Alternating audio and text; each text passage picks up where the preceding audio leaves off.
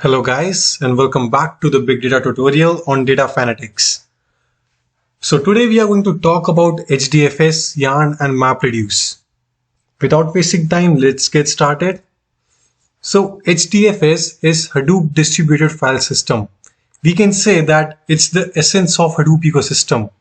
HDFS is the foundation for the whole ecosystem. You can see that all the tools, most of the tools, they work on top of HDFS.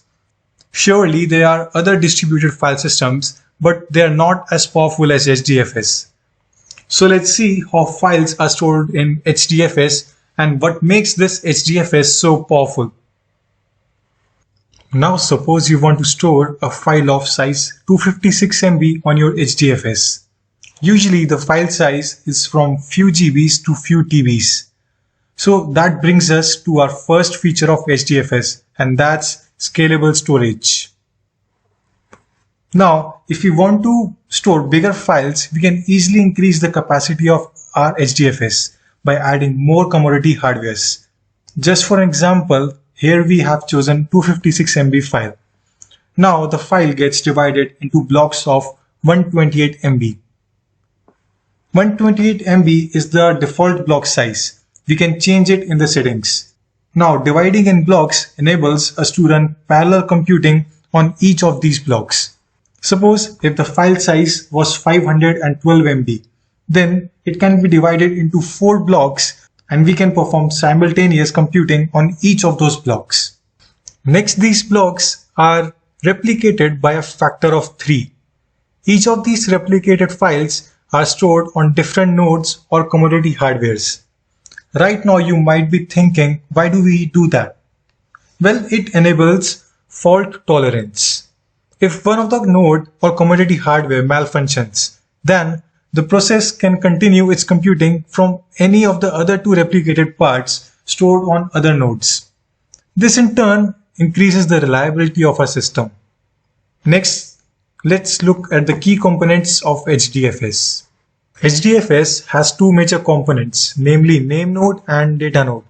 So name node handles the metadata. It records all the names of the files and their locations. Whereas data node, it stores these files in form of blocks. So name node is usually 1 per cluster as it handles all the other data nodes. Whereas data node is 1 per machine. We can also say that this name node is a master node to the data node, and data node is a slave node to name node. This is because name node gives instructions to the data node and it follows them. Let's understand this concept with an example. Now suppose here this name node controls these 4 other data nodes. Now a client comes. It wants to extract some files from these data nodes, but it doesn't know where the files are stored. So now it will interact with name node. Name node will get the block locations from name node, as name node saves all the records, all the names and the files, the location of these files. Now since the client has location of these files, so it can directly interact with these data nodes and get the files. So that's how the HDFS system works. After HDFS, let's talk about Yarn. Yarn works on top of HDFS. We can say that it controls all the resources of Hadoop. Here by resource, we mean all the RAM, the processing cores, and it even controls the level of parallel computing. Also, if a new application is coming in, then how much amount of resource should be given to that application, that is controlled by Yarn. Let's see how does Yarn control all these resources, how it actually does it. First of all is this global resource manager. It looks after all the resources in the Hadoop. And then at the nodular level, or you can say for each machine, there is a node manager. So it keeps tracks of all the resources at a particular node or for a particular machine. Now each node or machine has an application master. This application master, it negotiates for resources from the resource manager, and the node manager keeps track of them. Let's understand this with an example. Suppose that an application comes on this machine or this node. Some application is sent over here. So now the application master will get the resources from the resource manager. It will tell the resource manager, okay, this is the application that wants to run over here, and these are all the resources that I want. So it will get all the resources from the resource manager or maybe negotiate from it. And then the node manager will keep track of these resources, like how much amount of these resources are being used and what all resources this machine or this node currently has. And also this node manager, it interacts with the resource manager. It keeps passing the information, okay, these were the resources you provided and these are the currently being used. This way the resource manager can schedule the resources more properly or more robustly. So this is how Yarn is able to do it. There's a global resource manager and then many node managers for each node and then application masters to negotiate for resources. This brings us to our final topic, and that's MapReduce. MapReduce uses Yarn to schedule jobs and enables parallel computing on blocks of same file divided and stored into HDFS.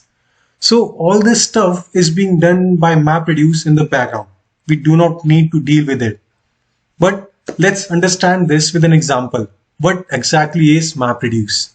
We have been saying that MapReduce is simply two operations, map and reduce. But let's see what actually it is. Let's suppose there is a file.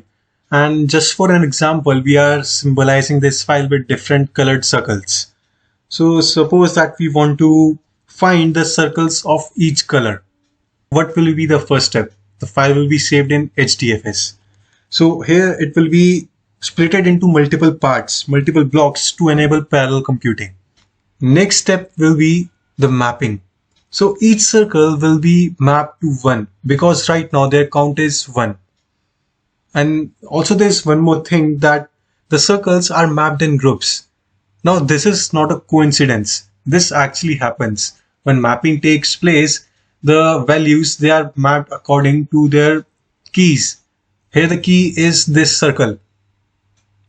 Values are mapped in ascending order according to their keys. So they will be together. So all the colors of the same type are together.